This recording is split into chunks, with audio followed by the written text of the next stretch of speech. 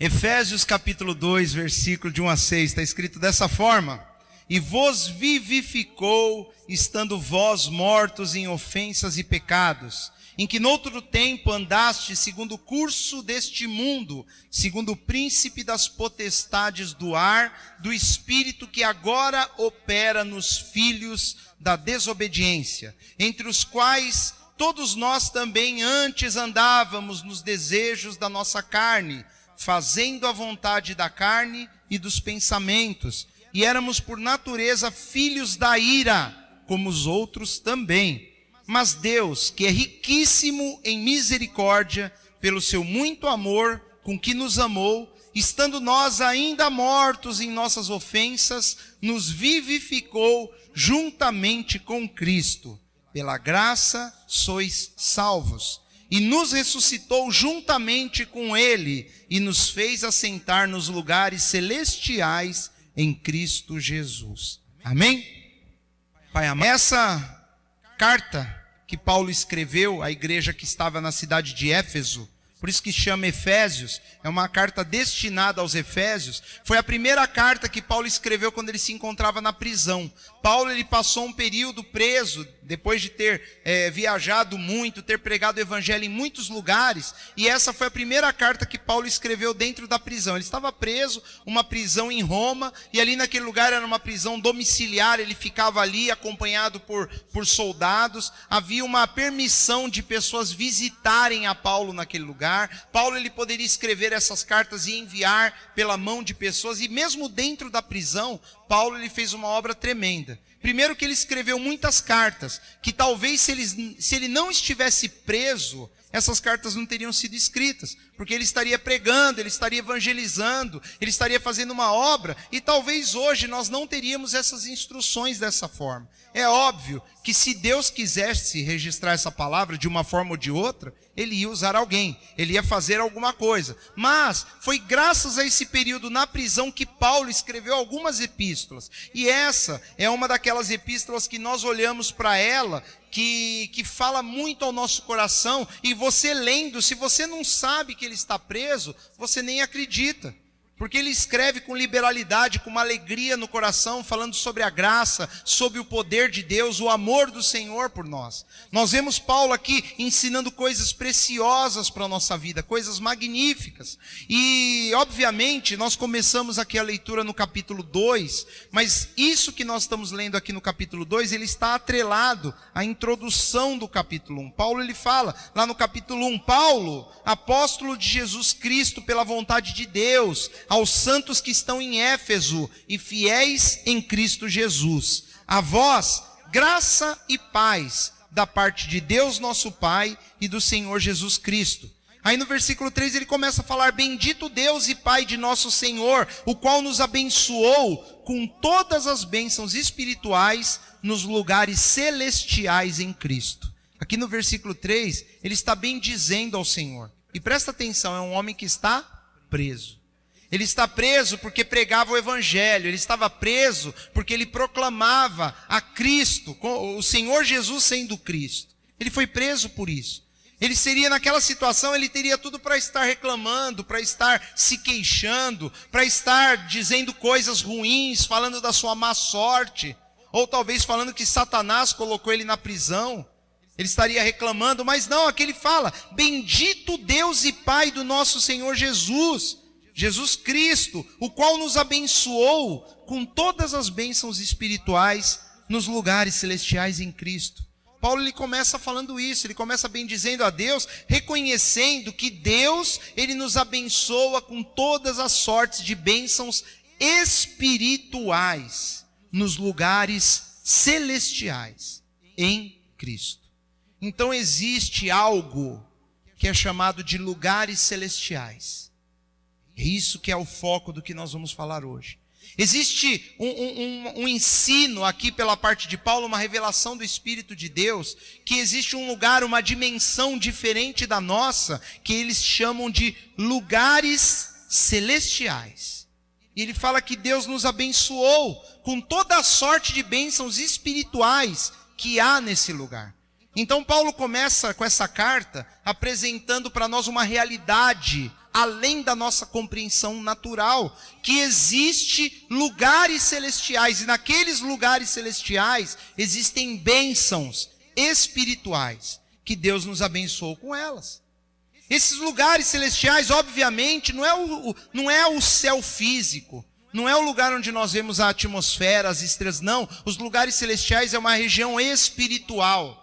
É como se fosse uma outra dimensão, uma dimensão onde o corpo físico ele não interage diretamente com essa coisa não física. Lugar celestial é um lugar espiritual, por isso que essas bênçãos que vêm desse lugar são bênçãos espirituais. Paulo fala, bendito Deus que nos abençoou com toda sorte. Ele usa isso, com todas as bênçãos espirituais, todas. Ele não deixou nenhuma de fora. Só que nós estamos acostumados a associar a palavra bênção com coisas físicas. É ou não é verdade? A pessoa ela é curada, ela fala que ela recebeu uma bênção, não é assim? Recebeu uma bênção, eu fui curado. É uma bênção, é uma bênção. Mas é uma bênção física, é uma bênção de saúde. Não vamos desmerecer. Jesus, quando ele andou na terra, ele curou pessoas. Curou ou não curou? Curou. E essas são bênçãos físicas. A pessoa pensa em bênção, eu estou precisando de uma bênção, estou passando por um aperto, às vezes eu estou passando por necessidade, e a bênção para mim, ela vem com cara de dinheiro. Bênção para mim é condições de eu poder resolver os meus problemas. É verdade, nós entendemos que isso é uma bênção também, uma bênção financeira, uma bênção monetária, um emprego, uma situação que eu consigo me sustentar, é uma bênção. Mas quando Paulo está falando de bênçãos espirituais nas regiões celestiais, nos lugares celestiais, ele está se referindo a coisas maiores, coisas que vêm de Deus, que vêm e afetam o nosso espírito. E ele continua aqui no versículo 4, como também, então ele nos deu bênçãos espirituais, mas ele fez mais coisa, ele também nos elegeu nele quem? Em Cristo. Deus nos elegeu, a Bíblia diz que ele nos chama pelo nome do Senhor Jesus, antes da fundação do mundo, para que fôssemos santos e irrepreensíveis diante dele em amor. E ele não para por aí, no versículo 5, ele fala, e nos predestinou para filhos de adoção, por Jesus Cristo, para si mesmo, segundo o beneplácito de sua vontade. Deus, na sua boa vontade, decidiu nos adotar como filhos, mesmo não sendo merecedores. E aí ele fala, para louvor e glória da sua graça, pela qual nos fez agradáveis a si no amado. Ele vai falar algumas coisas, depois a partir do versículo 15, ele faz uma oração agradecendo e chega aqui no capítulo 2 que nós lemos. Então aqui no capítulo 2 nós começamos recebendo de Paulo a primeira informação, que Deus, ele nos vivificou. E essa é uma verdade espiritual que nós não podemos deixar de compreender. Paulo está dizendo que o dia que nós tivemos um encontro com Deus, nós fomos vivificados. Por quê? Porque antes nós estávamos, o que está escrito aí na continuidade do versículo? Estando vós mortos em ofensas e pecado.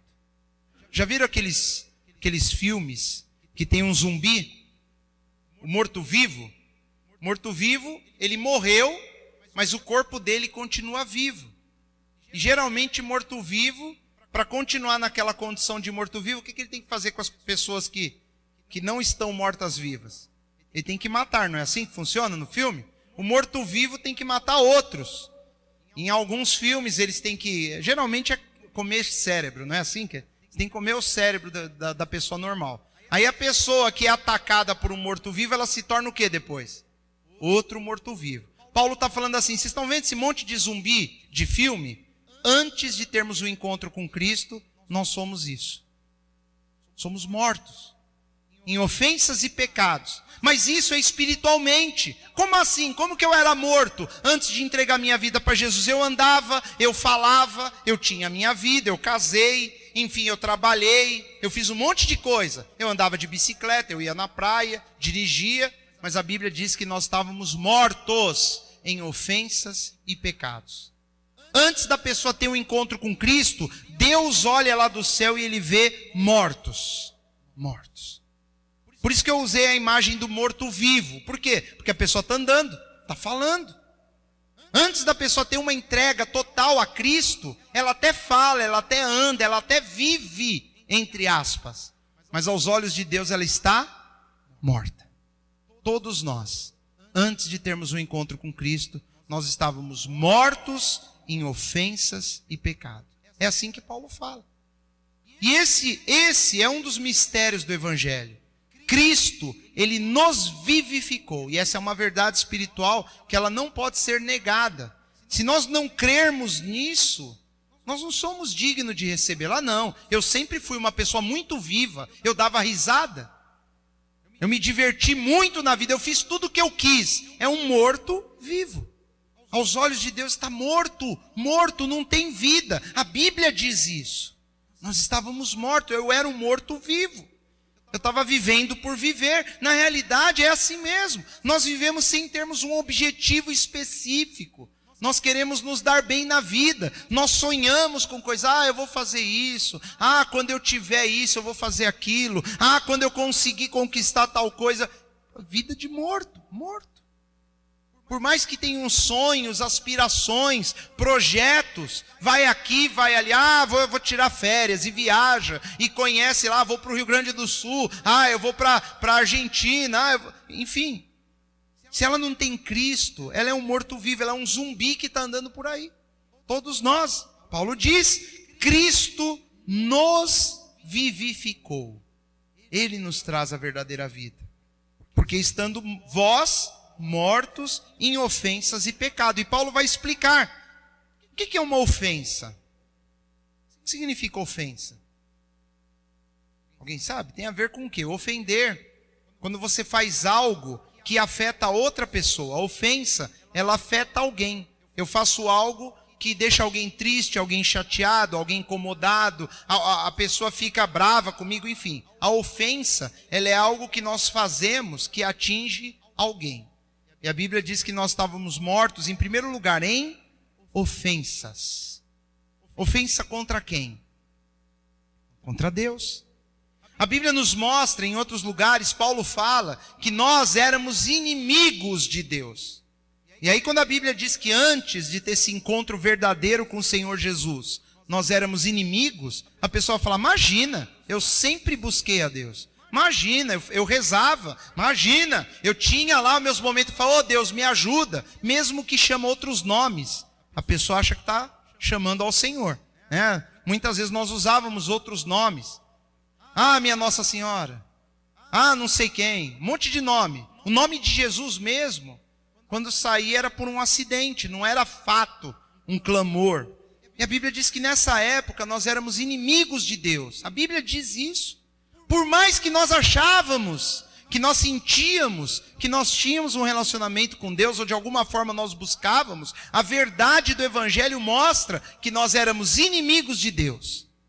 Nós o ofendíamos com a nossa vida, nós o ofendíamos com a nossa fé. Nós estávamos mortos em ofensas e pecados. E eu sei que isso é indigesto de compreendermos num primeiro momento, mas é a verdade. Por isso que nós precisávamos de um Salvador, porque nós achávamos que estava tudo bem conosco. E as Escrituras nos mostram que nós estávamos longe de Deus, que nós éramos inimigos de Deus. Estávamos mortos em ofensas e pecados. Isso era uma separação, havia um abismo entre nós e o Senhor. E nós achávamos que estava tudo bem. Por isso que Jesus morreu naquela cruz. Ele morreu na cruz para mostrar, queridos, que se ele não fizesse isso, estávamos todos perdidos. E por culpa da religião, que não ensina a verdade, nós achávamos que nós estávamos indo para o céu. Com aquela velha conversa. Eu só faço bem, eu não mato, nunca roubei, não matei ninguém. Você já deve ter ouvido isso. Você já deve ter falado isso. Nunca fiz mal para ninguém, eu quero bem para todo mundo, eu me dou bem com todo mundo. E a pessoa acha que é isso que resolve. Mas a Bíblia diz que todos pecaram e todos estão destituídos da glória de Deus. Nós não tínhamos solução para a nossa vida, nenhum de nós, nenhum, não há um justo, um sequer é o que a Bíblia diz. Então Deus, ele vendo a humanidade se perdendo por completo, ele falou, tem que fazer algo. Ele teve que se encarnar, ele teve que entrar no mundo como homem e fazer aquilo que para nós era impossível fazermos, sermos perfeitos. E ele foi perfeito. E aí a Bíblia diz que quando ele morre na cruz, pagando o preço pela nossa imperfeição, pelas nossas ofensas e pelos nossos pecados, aí que vem isso, ele nos vivifica. Ele nos vivifica. Todo aquele que se aproxima do Senhor, ele renasce, ele nasce de novo. Por isso o simbolismo do batismo nas águas. Por isso que o batismo nas águas não pode ser com criança. Por quê? Porque a criança não sabe nada. A criança não tomou decisão nenhuma, ela nem sabe o que é Jesus. É ou não é verdade? Você pega lá a criança, leva para batizar, eles vão batizar a criança e acabou. Por que o batismo tem que ser algo de alguém que entende? O batismo bíblico é o batismo de alguém que fala: chega, eu quero uma vida nova, eu quero andar com o Senhor, eu quero ter um caminho novo na minha vida com Cristo. E agora que eu entendo isso, eu reconheço que eu estava morto em ofensas e pecados. Eu reconheço que eu era inimigo de Deus e eu quero me tornar amigo. E a Bíblia diz, então, se batize. Jesus, ele precisava de se batizar, meu querido? Não. Ele lá com 30 anos, a Bíblia diz que ele procurou João Batista, e ele foi lá, ele entrou na fila do batismo. É interessante, né? Jesus não chegou dando carteirada. Ó, eu sou o filho de Deus, dá licença, eu passo na frente. Não. Pegou a fila.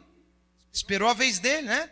Tem gente que por muito menos já quer falar, não, eu vou batizar primeiro porque eu sou fulano de tal, sou o líder de não sei o que lá, tem preeminência. Jesus ali, bonzinho na fila, chegou a vez dele, João Batista quase caiu duro.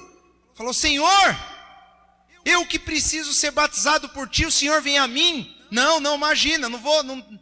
Aí Jesus falou: não, é necessário que eu me batize, para que toda justiça se cumpra, ou para que ele fazer tudo que o homem precisa fazer, a justiça se cumpra. Ele espera isso de nós. Nós vamos ter batismo agora domingo. Batismo é uma decisão. Lá no batismo, na hora que a pessoa entra na água, não acontece nada sobrenatural, não acontece nada. É só uma simbologia. Eu aceitei a Cristo, eu não sou mais a mesma criatura. Então a primeira criatura, a antiga, quando afunda na água, é como se ela morresse e fosse sepultada. E quando ela sair de novo na água, simboliza que uma nova criatura renasceu em Cristo. Aí se cumpre, e vos vivificou. Para isso que serve o batismo. Não é que acontece isso na hora, é uma simbologia que Cristo ensinou todo crente que realmente aceitou o Senhor fazer isso.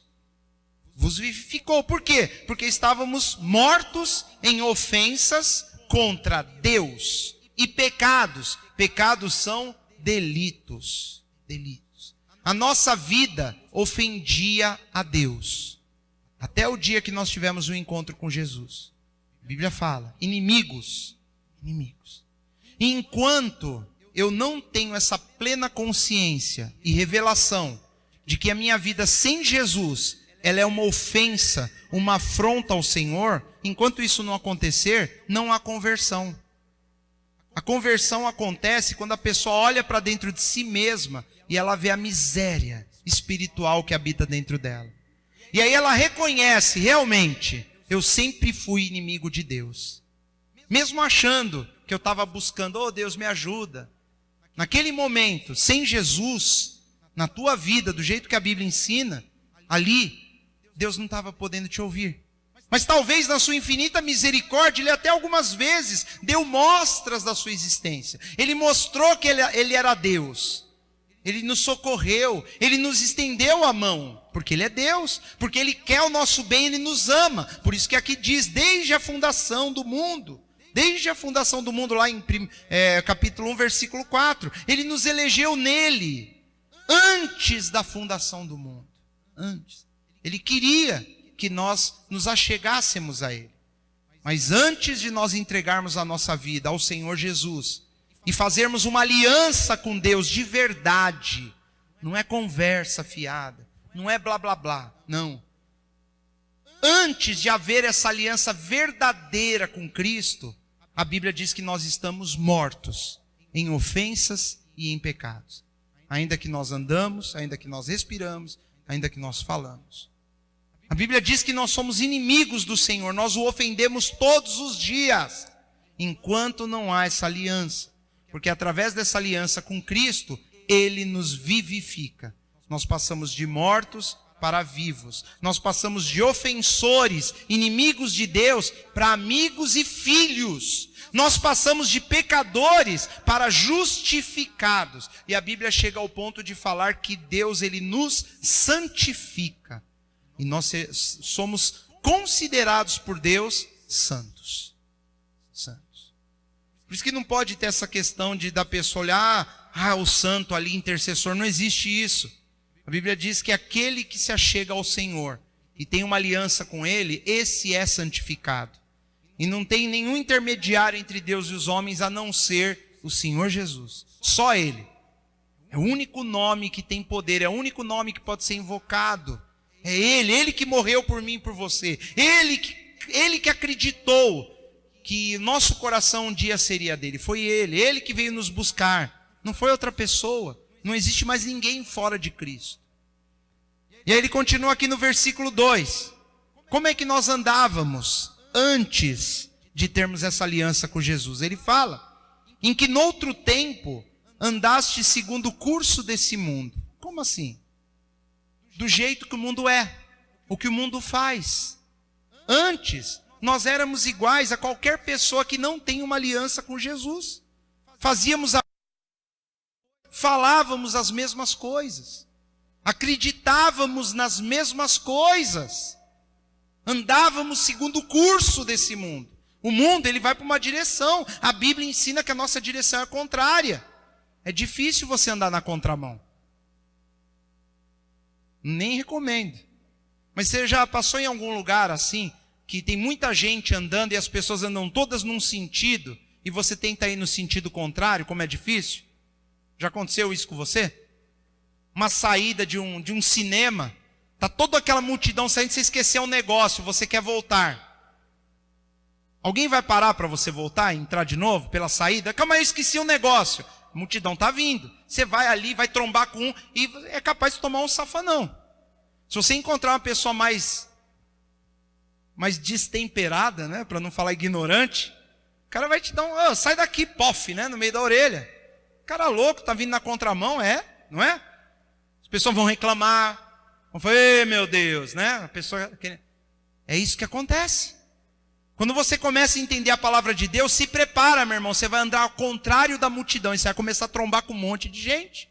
Isso vai dar problema, não é fácil. Andar contra a correnteza, nadar contra a corrente. Você já nadou em rio? Nunca. Ou na praia mesmo, quando ela começa a puxar, e você tenta nadar ao contrário, não adianta, meu irmão, é mais fácil você ir junto com a correnteza e fazer uma curva. E contra a correnteza, é isso que acontece. Antes, ele está falando, antes nós andávamos no curso desse mundo. Com aliança com Deus, nós vamos andar contrariamente ao mundo. O mundo está indo para um lado, nós vamos para o outro. O mundo está falando A, você está falando S. Não é nem B, que B está do lado do A, não. O mundo está falando, é por aqui. Não, é por aqui. Crê nisso daqui. Né? Como diz lá em Jeremias, o mundo corta uma árvore, pega aquele tronco de árvore, aquele tronco de árvore, corta. Está escrito lá em Jeremias, depois você pode procurar na sua casa.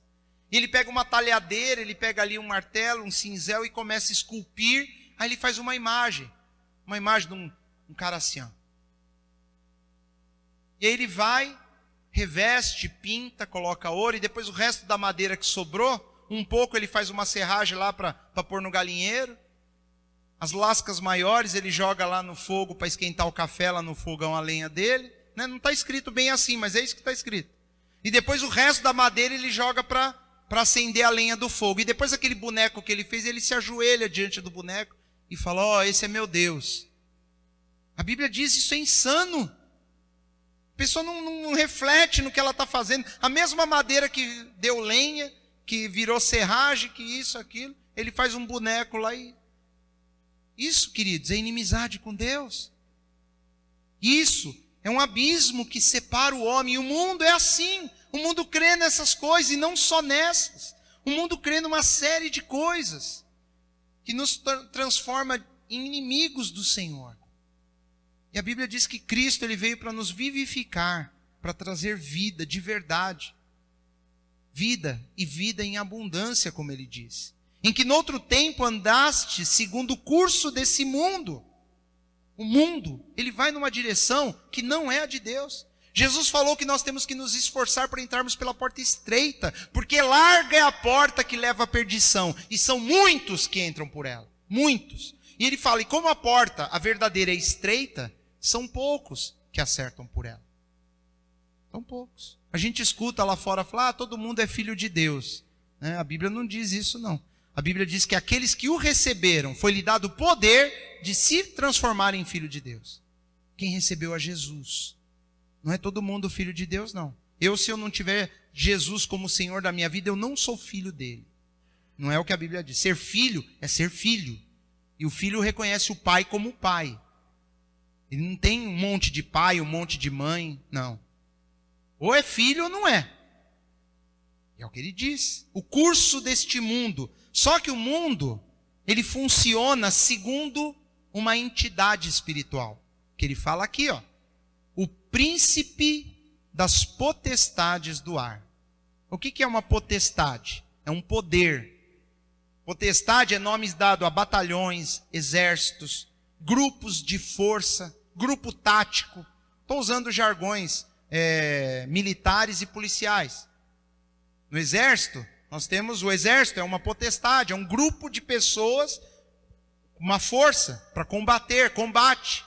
A polícia em si, ela é uma potestade, é um agrupamento de homens especializados, homens e mulheres, né? Homens no sentido de pessoas, um agrupamento de pessoas preparadas para coibir o crime, não é isso? É uma potestade. O que mais que é uma potestade? Um grupo, um batalhão, enfim, uma força. Pessoas que se reúnem numa força de combate. É isso que é uma potestade. Ele fala aqui que existe um príncipe das potestades do ar. Quais são as potestades do ar? São seres espirituais que se agrupam como um exército. Que a Bíblia diz que são os anjos que caíram, que são chamados de demônios.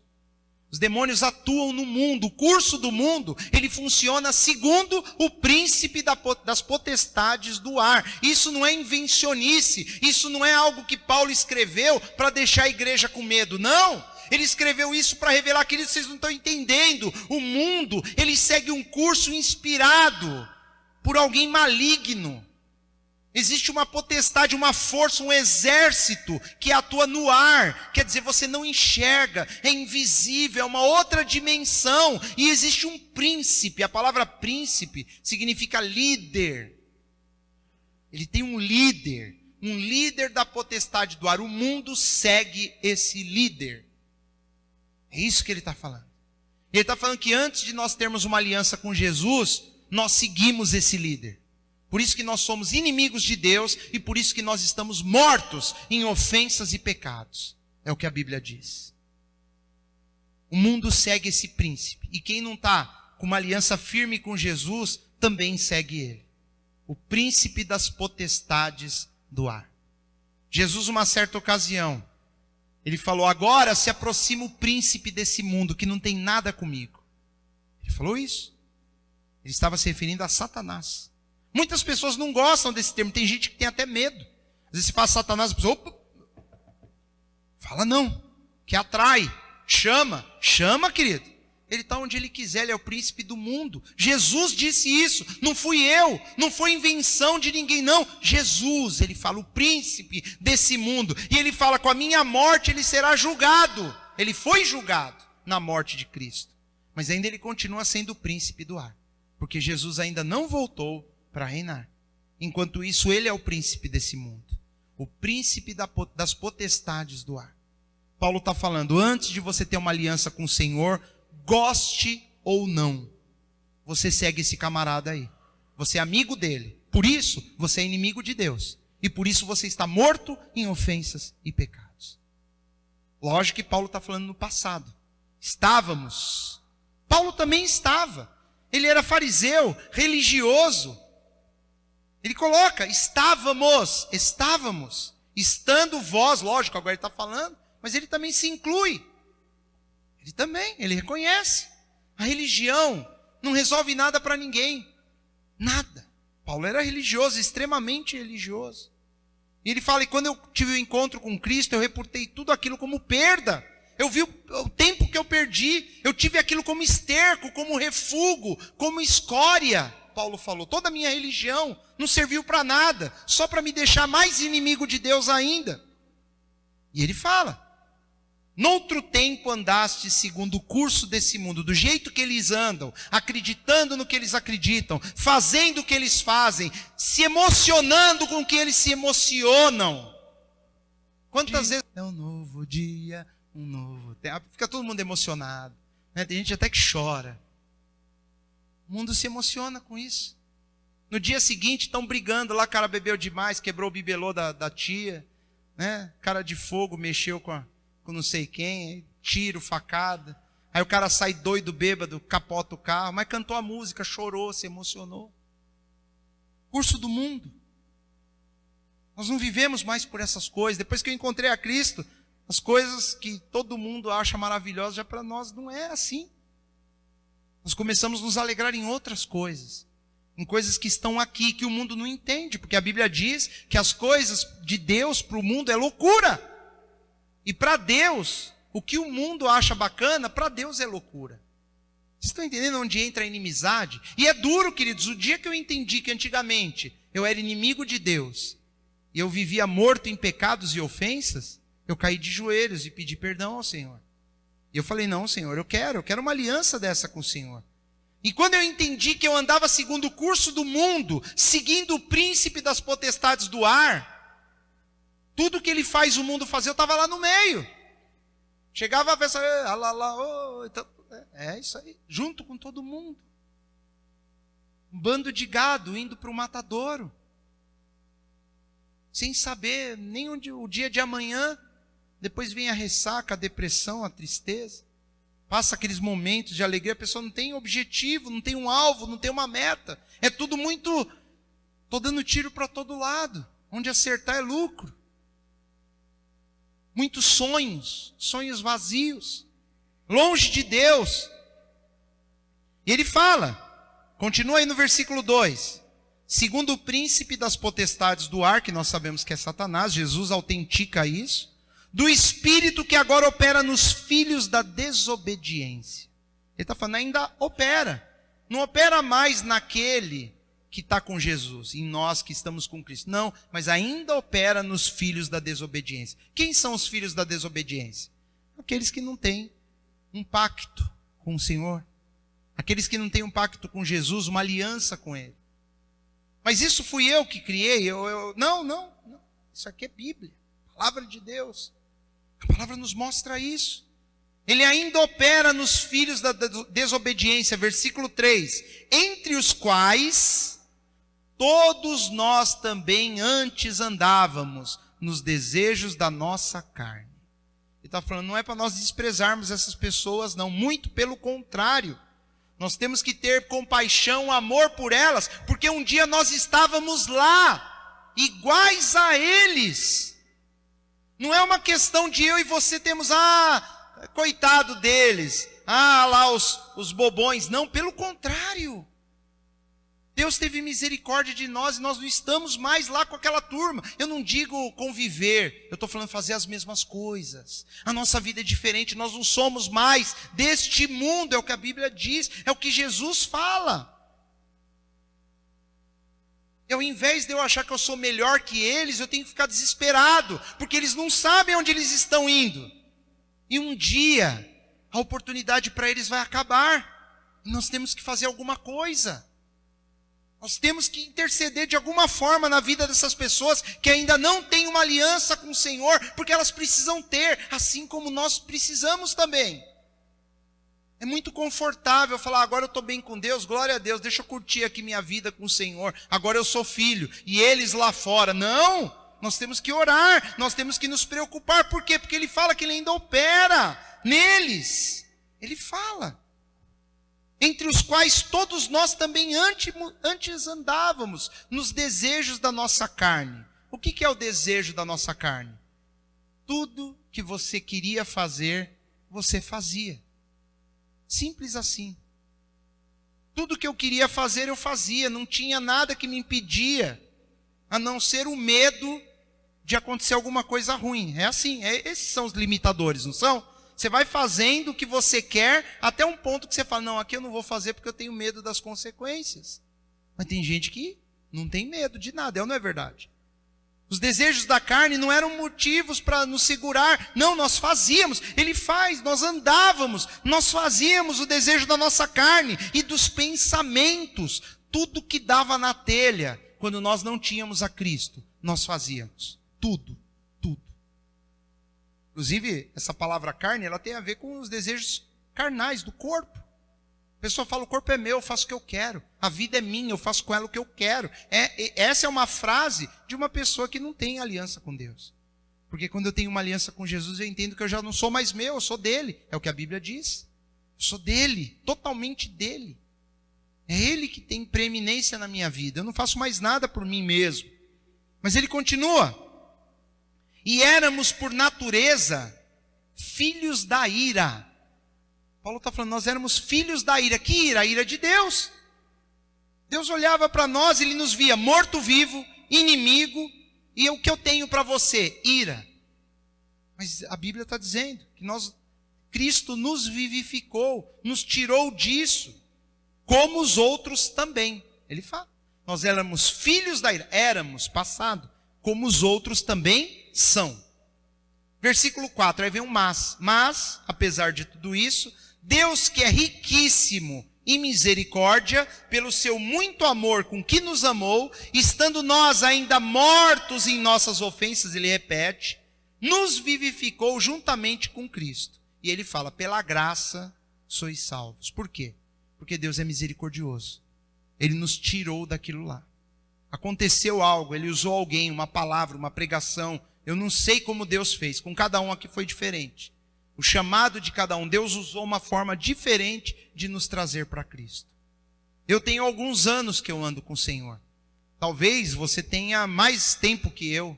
Talvez você tenha menos anos. Alguns têm meses que estão com o Senhor. Cada um numa época diferente. Cada um de uma forma diferente. Deus usou uma estratégia diferente. Mas todos nós, antes, nós éramos como os outros. E Deus, na sua infinita misericórdia, ele nos chama. E Paulo fala, ele reforça, pela graça sois salvos. E ele nos chama, nos vivifica e diz, e nos ressuscitou, passado. Significa que se nós estávamos mortos, nós fomos ressuscitados. Se hoje eu vivo em Cristo, porque ele me ressuscitou, juntamente com ele. Deus nos ressuscitou no dia em que Jesus ressuscitou. Eu olho para a cruz, eu creio naquilo e aquela ressurreição dele me alcança hoje. E eu renasço. Jesus disse uma vez para um homem chamado Nicodemos. Ele falou, importa ao homem nascer de novo. Se ele não nascer de novo, ele não entrará no reino dos céus. E Nicodemos disse, Senhor, como que eu posso nascer de novo? Eu vou entrar dentro do ventre da minha mãe? Como assim? É até uma expressão grosseira, né, que ele falou para Jesus. Como? Eu vou entrar lá de novo, Senhor? Para nascer de novo? Jesus falou, não é assim. O novo nascimento é algo espiritual, tem que nascer da água e do Espírito. Tem que haver uma restauração espiritual, um renascimento, uma ressurreição. E ele não entendeu muito bem, Jesus ali explicou também de uma maneira superficial, e ele não compreende essas coisas. Ele fala que para nós, nos ressuscitou juntamente com ele, e nos fez assentar onde? Nos lugares celestiais, em Cristo Jesus. Lá no começo nós lemos que nos lugares celestiais tem toda a sorte de bênçãos. E Paulo termina aqui no versículo 6 falando, e Deus nos faz assentar nesses lugares. Assentar nos lugares celestiais, ele fala, você começa a ter uma vida como se você já não fosse mais desse mundo. Como se a sua vida está alicerçada nos lugares celestiais. onde habita toda sorte de bênçãos. Você já não vê mais que a sua, como Paulo diz, a nossa luta não é mais contra a carne e contra o sangue, não é mais contra pessoas, não é mais contra problemas, não. A nossa luta é espiritual, nas regiões celestiais, é contra principados, potestades, que nós falamos, são poderes, governos espirituais. A nossa luta são contra demônios, são contra espíritos que se levantam contra a nossa vida. Não é mais física, não existe mais luta física para o crente. O crente, a luta dele é na oração, é no jejum, é na entrega a Deus, é mortificando a carne, as concupiscências, os desejos, os pensamentos. A Bíblia fala que nós temos que levar todo pensamento cativo a Cristo, preso. É Cristo agora que vai cuidar dos meus pensamentos. Se eu tenho um pensamento errado dentro da minha cabeça me atormentando, porque é assim, o crente luta com isso. Quantas vezes você se pega com um pensamento que não deveria estar lá? É ou não é verdade? Eu me pego às vezes pensando coisas que eu falo, Senhor, eu não posso pensar isso. Isso aí não condiz com a vida de um crente, de alguém que aceitou ao Senhor, de alguém que anda com Jesus. O que eu faço? Eu oro. Eu peço para Deus me ajudar, ou substituo aquele pensamento por algo diferente. Nossa luta muitas vezes são contra desejos da carne, contra pensamentos malignos. Não é uma batalha que vem o inimigo e você tem que usar uma lança ou dar um tiro nele, não. Nossa luta não é essa. A nossa luta é contra essas coisas aqui que estão nas regiões celestiais. Eles estão lá e Paulo está dizendo, mas o desejo de Deus é nos colocar nessas regiões celestiais. Porque ali habita toda a sorte de bênçãos espirituais que Deus tem para mim e para você. É isso que Deus quer fazer na nossa vida. Deus, Ele nos chama para a comunhão com o seu Filho. Ele nos chama para nós vivermos uma vida verdadeiramente alinhada com a vontade de Deus, para que nós sejamos abençoados espiritualmente. E se eu e você fomos abençoados espiritualmente, as demais coisas não são acrescentadas. Se você tem uma visão espiritual clarificada, dirigida, aquilo que você buscar em Deus, você vai conseguir. O resto é consequência. O mais importante é a nossa alma. Jesus diz, de que adianta o homem ganhar o mundo todo e perder a sua alma? É a nossa alma que está em jogo, meu irmão, minha irmã. Nós não estamos vindo nesse lugar ou buscando a Deus para cumprir uma tabela religiosa, para eu me sentir bem comigo mesmo, falar, Senhor, mais um dia que eu vim na igreja, o Senhor está tomando nota. Não, nós temos vindo nesse lugar para adorarmos o Deus que nós dizemos que nós amamos. Nós cantamos para Ele, nós o adoramos, e aí nós ouvimos uma palavra, e essa palavra, o intuito dela é de trazer para mais perto do Senhor, é para nos levar para mais perto de Deus, para nós olharmos para as nossas falhas, as nossas deficiências, aprendermos como nós precisamos caminhar. Esse é o objetivo de Deus para a nossa vida. É isso que Ele quer fazer comigo e com você, meu querido, minha querida. Deus, Ele anseia em nos ter por perto. E aqui nesses versículos que nós lemos, eu separei algumas coisas. Do antes e o depois. Eu quero falar um pouco da vida daquele que não tem uma aliança com Jesus. Uma aliança verdadeira, sólida. Não estou falando aquela coisa superficial, eu amo a Jesus e... Não, aliança. Antes dessa aliança, no versículo 1 ele diz que nós estávamos mortos em ofensas e pecados. Mortos. Não tem vida sem aliança com Deus. Versículo 2, ele fala que nós andávamos segundo o curso do mundo, conforme Satanás. O que ele mandava nós fazíamos de boa. Por quê? Porque qual é o discurso dele? Faz o que você tem vontade. Dá vazão à carne. Eles até criam bastante oportunidade para festas e mais festas, para dar vazão à carne. Faz o que você quer. Tudo, aproveita. Tem até aquela turma que fala assim, ó, tem que gastar mesmo porque a terra vai comer tudo, não é o que falam? A terra há de comer. Então vamos, né? Oportunidade. Ele vai prover a oportunidade para você fazer, deitar e rolar. É isso que o pessoal quer. Andávamos segundo... antigamente tinha até um dito, né? Não lembro em que época na história, mas eles usavam um termo, carpe diem. Já ouviram isso? Que significa aproveitar ao máximo o dia.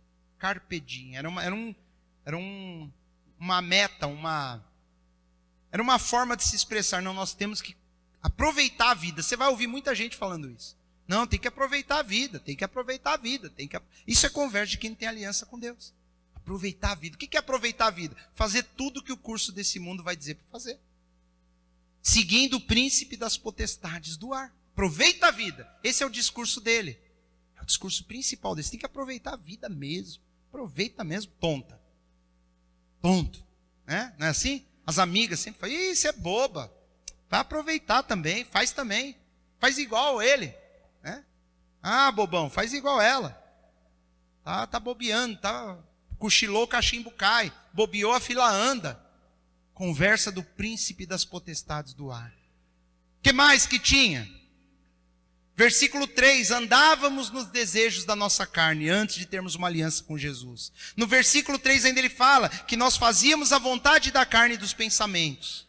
No versículo 3 ainda ele fala que éramos por natureza filhos da ira, como os demais. Nós éramos iguais a eles. Por isso que nós não podemos desqualificá-los. Por isso que nós não podemos apontar o dedo para eles e falar que eles não prestam. Porque não é verdade. Nós éramos iguaizinhos. Nós viemos de lá.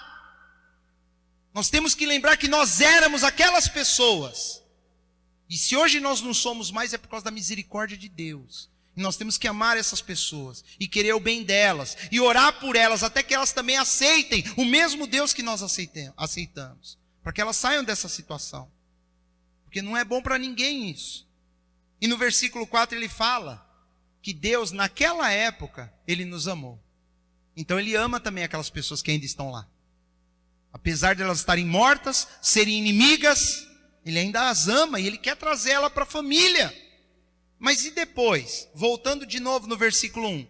Depois da aliança com Cristo, no versículo 1 ele fala que nós fomos vivificados. Nascemos de novo. No versículo 2 ele fala que antes nós andávamos. É passado. Então hoje nós não andamos mais no curso do mundo. O príncipe da potestade do ar não manda mais em nós. Nós não curtimos a vida mais. Não é mais assim.